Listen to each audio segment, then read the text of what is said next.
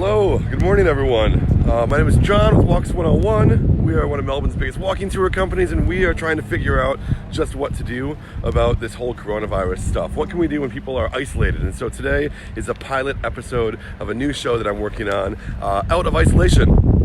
We take you out of isolation into the amazing parts of Melbourne and try to just bring some levity to the situation and show you some of the parts of this amazing city that we love. One of the great things about this as well is that we can go to places that our walking tours can't. For example, right over here, where is it? There we go. Is Melbourne. You'd hope that your Melbourne tour guide knows where Melbourne is. Melbourne's over there, the city of Melbourne. I'm actually way out here across Port Phillip Bay in Williamstown to tell you a little bit of history that I've always wanted to share but never get the opportunity to do on my tours. And so if you will give me just a second, I want to try to share this across a few of my socials. And so stand by while I do that. Let's see if that helps anything. So anyway, for you guys who are watching live, please write a message, say hello, ask any questions that you'd like to ask. For you guys who are watching this in the future, you can go ahead and, if you'd like to, skip to 5 minutes from now. That's where I'm going to start talking a little bit about the history and all that stuff. But in the meantime, I hope everyone's doing okay. It's a bit of a crazy time here in Melbourne right now, and the world really. We have a major kind of news event going on right behind me, actually. That's why I wanted to come out here. Can you see the cruise ship? It's very bright out here. I wish I would have brought my sunglasses. There's a cruise ship just behind me. Yeah, right there. And cruise ships are not meant to be allowed in Australia right now.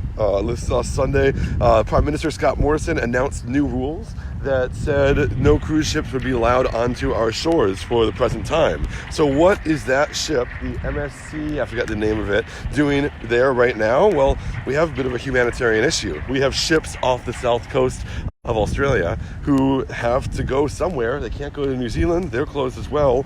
And so it seems that some special rules have been made to allow some of these ships right over this way to Station Pier to dock. And then once they dock, they are allowed to, people on the board are allowed to get on buses and fly directly home. They cannot pass go, they cannot collect $200, they cannot stay in Australia. If they do stay in Australia, they have to do their 14-day isolation period. So pretty crazy time. I'm just watching this thing come in. Earlier this week, a few of our guides went out and helped with one of the other ships with a bunch of Americans on board, get to the airport and get out. What a time, man. What a time. So I'm in Williamstown. I'm actually at a kind of Williamstown beach area. And the area that I'm in right now is one of the oldest parts of Melbourne. When we look behind us right there, this is Port Phillip Bay, and Port Phillip Bay had the Yarra River, which led over to Melbourne that way. When Port Phillip Bay was initially explored by the early people, they saw that the early explorers from Europe, they saw that the Yarra River was very shallow, not very navigable for ships, and so instead of having ships go over to where is now the city center of Melbourne, people would come out here to Williamstown. That makes Williamstown the oldest part of Melbourne, and if anyone has an opportunity, I really encourage you to come and walk around the old town. You get these beautiful buildings from the 1830s, predating some of the buildings in the city center. The thing that I really wanted to talk about today is one of my favorite sites in Melbourne now. I'm just going to walk over to it right now, but you can just see it behind me. It's that tower right there. It's called Time Ball Tower. It is both a lighthouse and a time ball tower. Now, a time ball tower is not something that we really know very well today because people don't talk about it. The only thing we think about time balls is on New Year's Eve in Times Square every single year. Let me get to that in a second. Early on in the history of Australia, people are looking for this place. The Dutch had found it. They'd called it New Holland. And yeah, we do need to get Williamstown on East Cath. The Dutch called this New Holland, and the English were trying to find it. But one of the issues that they had is as they were making their way around the world, they'd miss it. Why would they miss it? Because there was not very reliable navigational equipment on a lot of these ships. So, as a result, they had to find a way to figure out longitude and latitude. What did they do? They realized that time was one of the key things that would help them figure out where they are longitudinally. Latitude had to get figured out later. But first they figured out longitude. If you forget, that's the lines that go vertically on the globe. The way that you figure out where you are in the world is when you leave London, which is the head of the British Empire's Royal Naval Academy, you would set a clock, a special chronometer on your ship to the exact time of what time it is in London. As you started sailing around the world, you would take note of what time it was when it was high noon in London, and then you'd look at what time it was high noon where you were. And as you started making your way east or west around the world, you would suddenly start to realize that high noon was different than noon in London. And so by doing this, you'd be able to figure out just how many degrees away from London you had come, and you could figure out where your east-west position in the world was. So when ships made their way around the world, it became incredibly important that they be able to keep time. So every time they came into a port, like the port of Melbourne, right over here, from 1852 all the way up until 1926, they would have to look at this big tower behind me. The tower has a big ball on the top of it. I'm in a bad place to be showing you this. I'm going to go on the other side so the sun doesn't backlight me. The tower has a big ball on top of it. And at 1 o'clock around the world, the time ball towers would have their balls rise up. And it would give sailors a warning, because 5 minutes before the ball would go halfway up, and 2 minutes before it would go all the way up, and then precisely 1 o'clock the ball would begin to drop. It would take exactly 60 seconds for the ball to drop, allowing the people on the ship to properly set their chronometers. And then when they left port, they'd be able to figure out where they were on an east-west axis. So here's a better view of it. So we can see right here. I'm trying to walk out to the cyclist. Yeah. Right there is the ball. That ball would go halfway up 2 minutes before, then all the way up, and then drop, taking 60 seconds. Interestingly enough, recently they added 1 extra second to the standard ball drop period. That was in the mid-20th century to account for the leap second that we need to worry about. So anyway, that's what that is. And if you ever watch New Year's Eve festivities over at Times Square and you watch people see that ball drop, I always used to wonder, why doesn't the ball just go straight down? The reason is because it's doing what the old navigational equipment could do. So that's Time Ball Tower right there. It has been both a lighthouse and a tower. It was decommissioned in the 1920s, but it still stands here. And also beautiful bluestone construction there, very classic kind of Melbourne construction. Now, how did we figure out the other side? So that's longitude. How did we figure out latitude? That's where Captain Cook comes in. Anyone who knows anything about Australian history will probably hear that Captain Cook discovered Australia. This is a lie. He did not discover Australia, but the English settled this place, and so they like to spread this lie.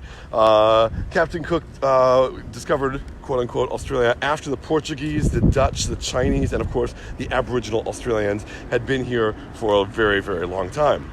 But Captain Cook came to Australia because he was sent by the Royal Academy, Astronomical Academy, to sail around the world to Tahiti. When he got to Tahiti, his job was to measure the transit of Venus as it crossed the sun.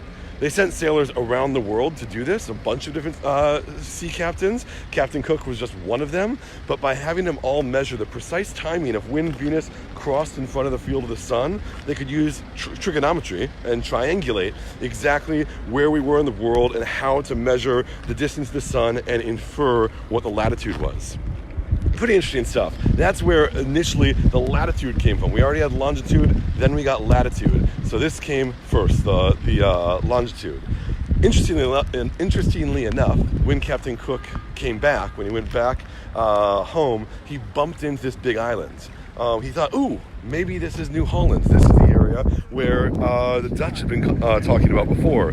But immediately saw that it was green, it was verdant, it had big mountains, and realized this couldn't possibly be New Holland. He had discovered New Zealand, as a matter of fact.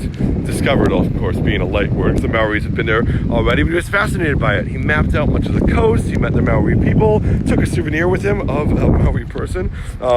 He took an indigenous person with him on his way back home, but before he could get home, he bumped into a different island, and that other island happened to be Australia. He met the Aboriginal people when he arrived here in Australia, didn't understand them, so he went back to his ship, got the Maori person out of the ship to try to translate. They had no common language, no common culture at all, but it just speaks to kind of the understanding of the day of indigenous peoples, or lack of understanding is probably a better word. So anyway, I just love talking about Williamstown, about Time Ball Tower. Once we all finish with this isolation period, I'd really encourage you guys to come out and check it out. Or really, you know what? Social distancing works right here. We can actually do it. Look at this. No one around me, really. I've got a few people sitting over there, but we are much more than 1.5 meters apart. It's also a really nice walk. I know a lot of us are getting cabin fever right about now, and so if you'd like to go on a nice long walk, you can come into Williamstown. You want to drive in to the main area of Williamstown, come over here, and then there's this beautiful bike path or walking path around that lets you get some fresh air, which is kind of just so important nowadays. I hope all of you are doing well. Hope you're enjoying this. We're going to try this out every day at 10:30 for the foreseeable future and see how it works. We might be playing around with different platforms, seeing if it works better on YouTube or Facebook Live or Instagram or, God knows, TikTok. See if I can figure that one out. If you have any feedback for me, please let me know. In the meantime, I am John with Walks 101. We are Melbourne's biggest and best reviewed walking tour company. And guess what? Our tours are still running. We've put a few protective measures in place. You can find out about them at walks101.com/coronavirus. For example, we have a mandatory hand wash station in the middle of our tours. We also have prescribed group numbers, so we're not going above the allowable group numbers every day. But it's a hard time in travel right now. We all could use the support. And so if you are comfortable coming out, if you are feeling well, and if you are having that liquid gold right now, which is hand sanitizer, and feel like you want to come out, we would love to see you. Every day at 11 o'clock and 3 o'clock, our tours run. We have the free walking tour, the complete walking tour, and much needed right now, the Uncover Hidden Laneway Bar Tour. I'm going to sign out. One last look at that cruise ship that comes in over there. Probably the last cruise ship to come into Australia for the foreseeable future. And thank you guys very much for tuning in. I will see you tomorrow.